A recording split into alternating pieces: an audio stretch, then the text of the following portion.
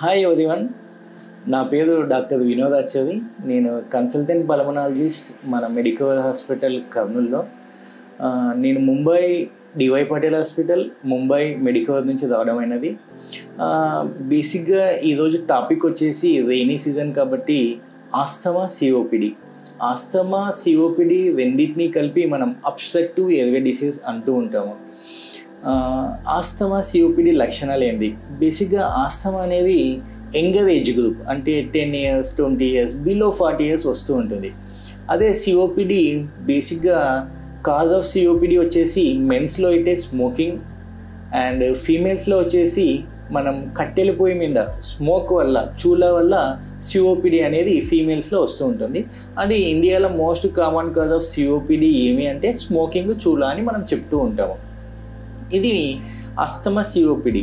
Then ఈ లక్షణాలు ఏముంటాయి, సిమ్టమ్స్ ఏముంటాయి అంటే ఎక్కువగా ఆయాసం, బ్రెత్లెస్నెస్ ఉంటుంది, దగ్గు, నెక్స్ట్ వచ్చేసి చెస్ట్ టైట్నెస్ అవుతూ ఉంటుంది, జ్వరం వస్తూ ఉంటుంది, కోల్డ్ రైనైటిస్ సిమ్టమ్స్ ఉంటాయి.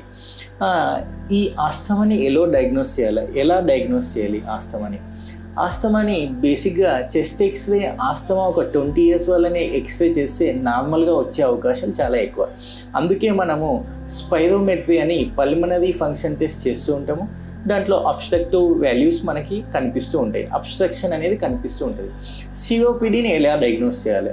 సిఓపిడిని ఎంఫైసిమేటర్స్ చేంజెస్ ఉంటే మనం చెస్ట్ ఎక్స్రేలోనే డయాగ్నోస్ చేయొచ్చు.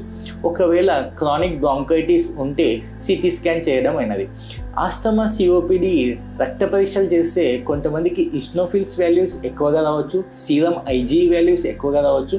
ఇంట్లో ఫంగస్ ఉంటే serum IG specific for aspergillus fumigatus అని ఫంగస్కి కూడా పాజిటివ్ రావచ్చు. అప్పుడు మన డయాగ్నోసిస్ ఏబిపిఏ అని డయాగ్నోస్ చేస్తూ ఉంటాము. డయాగ్నోసిస్ అయిపోతే ట్రీట్మెంట్ ఏం తీసుకుంటాం? యూజువల్గా ఆస్తమా లైఫ్లో ఒకసారి మనం డయాగ్నోస్ చేస్తే లైఫ్ లాంగ్ ఇన్హేలర్స్ తీసుకోవాలా అని చాలామంది ఫ్రీక్వెంట్గా అడుగుతూ ఉంటారు. లైఫ్ లాంగ్ తీసుకోవాల్సిన అవసరం కొంతమందికి ఉండదు, ఎందుకంటే ఇమ్యూనిటీ అనేది డెవలప్ అయిన తర్వాత ఆస్తమా సిమ్టమ్స్ అనేవి తగ్గుతూ ఉంటాయి.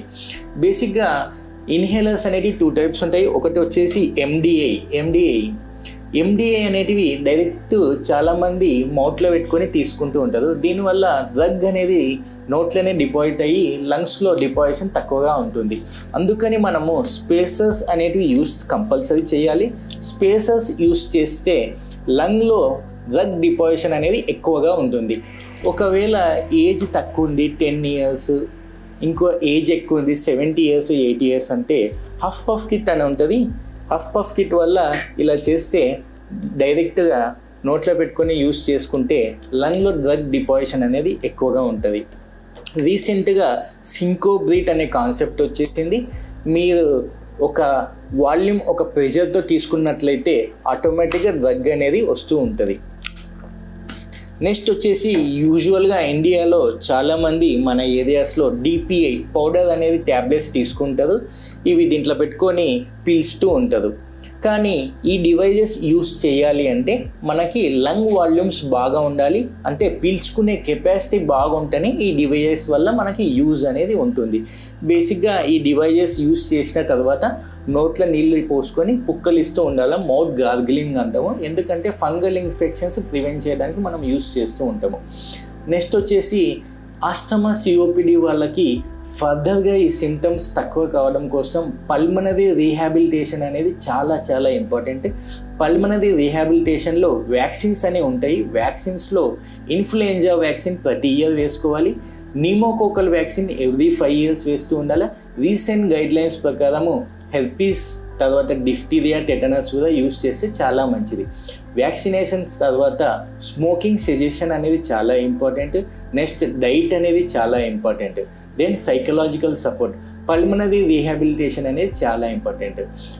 మన రెయినీ సీజన్ వచ్చినందుకు మనం బేసిక్ ఆస్తమా సిఓపిడి గురించి మనము బేసిక్గా డిస్కస్ చేసినాము.